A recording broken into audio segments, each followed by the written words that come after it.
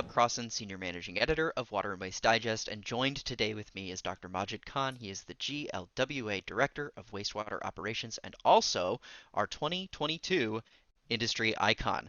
Thank you so much for being here, Dr. Khan. My pleasure. Thanks, Bob. Appreciate And the honor. I appreciate the yeah, recognition. So, that too. Yeah, congratulations. thank you. Thank you. Again, as you said, my name is Majid Khan, and I'm the Director of Wastewater Operations at Great Lakes Water Authority, GLWA. Yeah. So I started this with some of your coworkers. I asked them to describe you in 3 words, and I'd like to ask you the same thing, but about yourself. What 3 words would you use to describe yourself? Boy, okay. Um, I would choose 3 words to describe myself as I'm a team builder. I build the team, develop the team, and I'm problem solver. Where there are problems, issues, I take the can-do approach to resolve the problem. And at my core, I'm an honest and analytical person.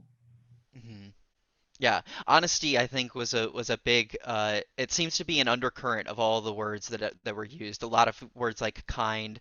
I also heard humble was used a lot for you as well. You tend to really humble yourself and make sure that you understand things from multiple perspectives before making a decision. I think that's a characteristic I really came to enjoy about your personality through our conversations. Could you talk a little bit about like why that's so important to you, why you value perspective in that way? Sure.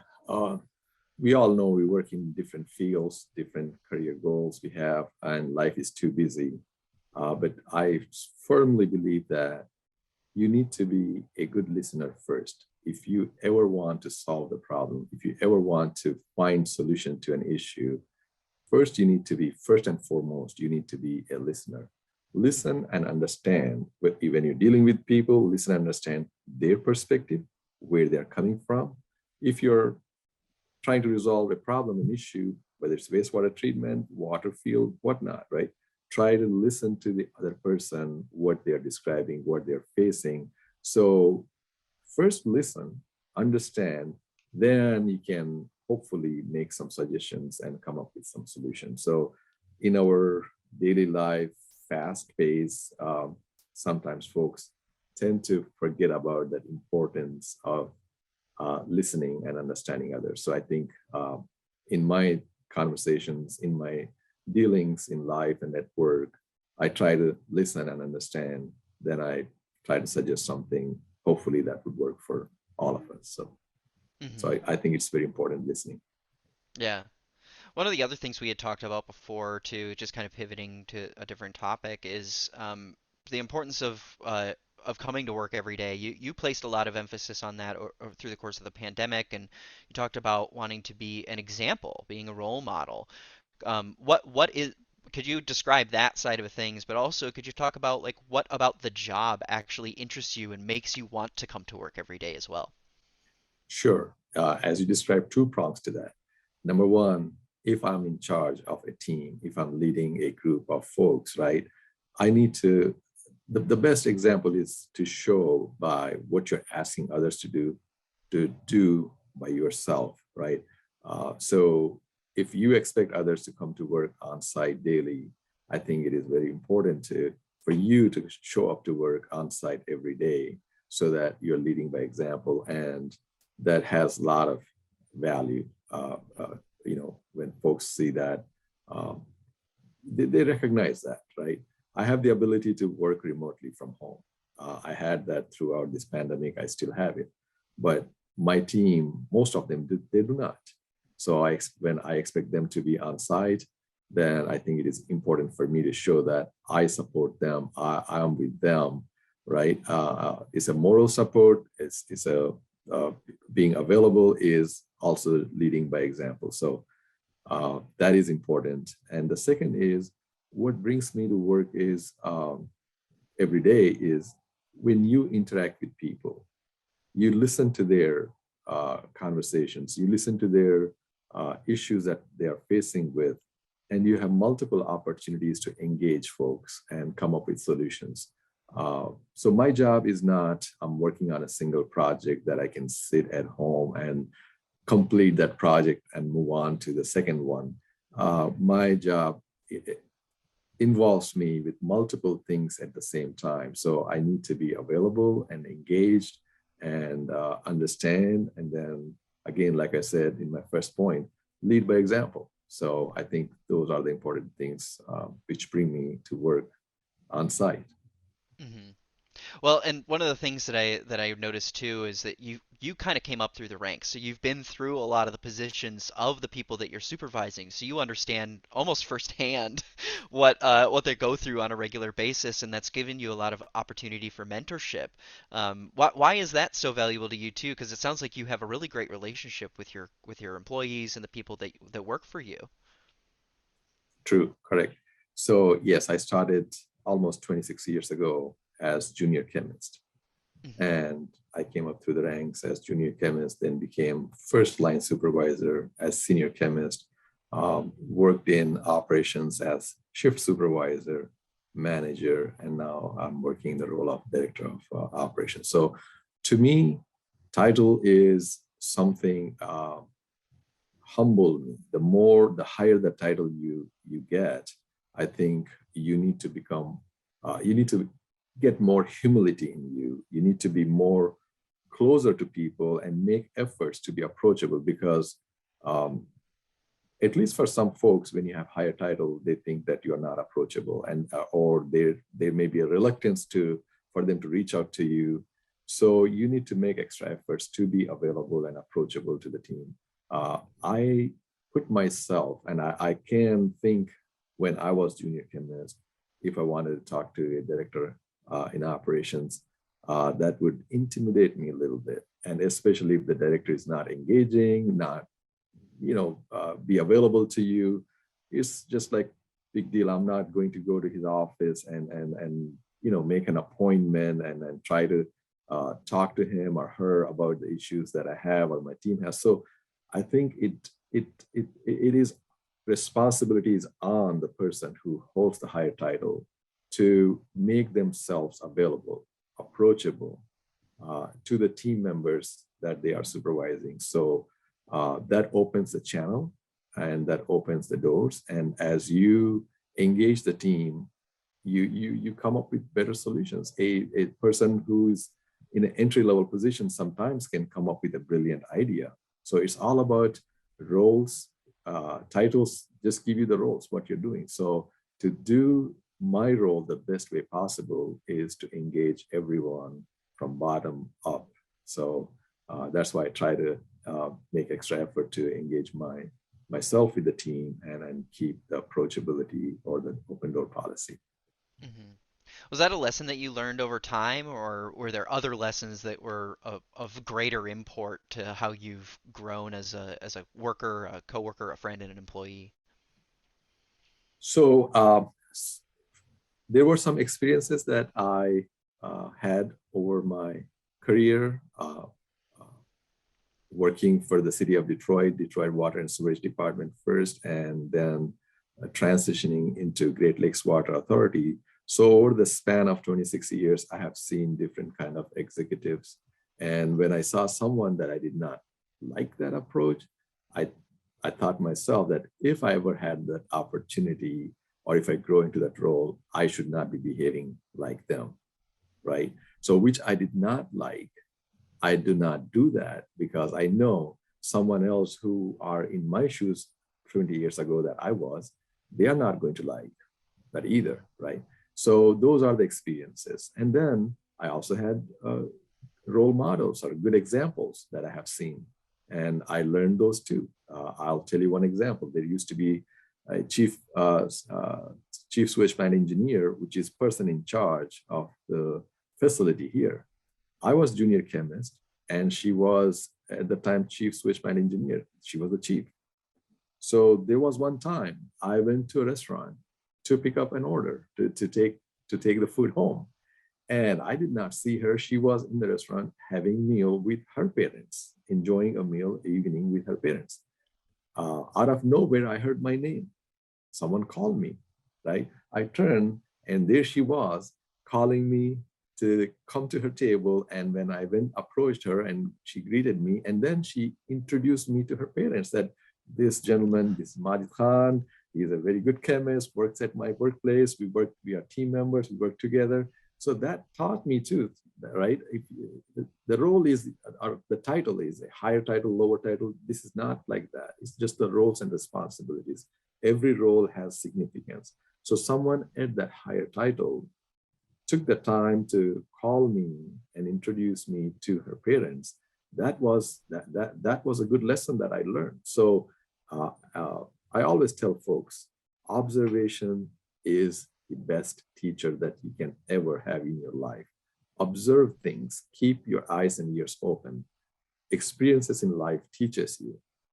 Pick up the good experiences, pick up the good examples, and try to follow, emulate those, and you are going to be a better person than what you are already. So there are a lot of experiences and examples I have seen, good and bad, and I try to keep the bad ones not to follow and try to emulate the good ones, right? Because at the end, we all are human beings and we have similar experience and feelings and emotions. So that is something I try to keep in mind when I deal with people.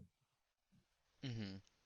Yeah, that's a good point that you make, that we all kind of have these collective experiences where, if you didn't like something, chances are if you did it to someone else, they also wouldn't like it, right? So it Right. allows you to critically think and evaluate and learn and become better over time. And I think that's a very healthy mindset to take on that. Thank you. Uh, Absolutely. Yeah, one of the things I wanted to talk about too is your dedication to the industry. I know that you're getting more involved with WEF recently, and you've been on some committees, even locally for some of the action committees and stuff like that, local to you. Why is it so important to you and vital to you that you take part in those types of things? What makes you feel so compelled to do that? So I'm in an industry, and I'm lucky to have a career in an industry related to water and environment, right? Um, Without water, there is no civilization. Let's be clear on that, right? We could make progress technologically, advance information technology, whatever, but the basic necessity is water and the environment. So we must protect our water environment. And there are uh, there are some solutions to the problem that we face with the environmental pollution. There could be some folks even now decline the climate change, decline that we need to protect the environment. But I don't find fault with them. I think that it is upon everybody to educate the other folks who are either denying the effects of the climate change or denying the pollution that human activities are causing to the environment. So one way to do that is by engaging yourself in educating others, and hopefully one day they would be convinced. And there are some folks who really are not aware, Hmm. and you need to take that opportunity when you're in that field to educate them, make them aware. And for example, this I give you an analogy. Right now, the electric vehicles are EVs, cars, right? They are they are a trend now. Like everyone like wants to buy Tesla or other. It's a trend, but these electric vehicles were is not as something new that is discovered or innovated today. Tesla, the name comes from that the scientist Tesla, right? So Hmm. this technology was available, probably improved now, but the technology was available. But since the society was not convinced, they kept using the fossil fuel, right? We reached to a point by educating, making folks aware, and the changes, the impacts that we see today, that society now try try to or tend to agree that okay, we may need to get away from the use of fossil fuels and use better technology. So there's a time, but also there's an effort that need to be made, which is educating and making the citizens aware what could be the negative impacts and what is the best way to go. So as I work in the water environment, it is my basic duty that what I know, I need to make others who either do not know or not aware of because they did not come across. Don't ask the question, just educate them and aware them. So that's why I participate in the local organizations, whether going and talking at a Rotary Club or Lions Club or at a city hall and town hall meeting, or engaging in the professional organizations, right? Whether it's a biosolids management, engaging with farmers, right? Or phosphorus removal, loading of phosphorus in Lake Erie for the algal, removing the, eliminating the algal blooms. I participate in those. And of course, Water Environment Federation, which is a national organization for the water environment professionals. So we must take these opportunities. We must take these opportunities and make others aware. So as you make them aware and educate, the solutions that we have today are suggested solutions that we have to eliminate the impact, right, on the environment. As a society gets educated and made aware of, then they would start trying to embrace those solutions.